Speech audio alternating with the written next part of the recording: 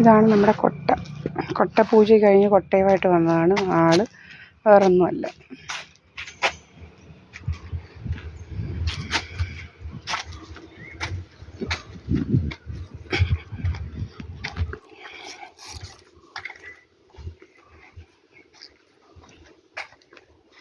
I'm here inside my house, not anywhere else, okay?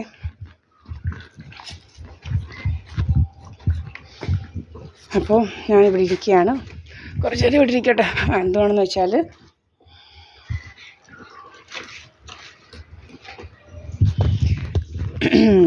ഇവിടെ ആരും ഇല്ല. ഇപ്പോൾ സമയം 9:27.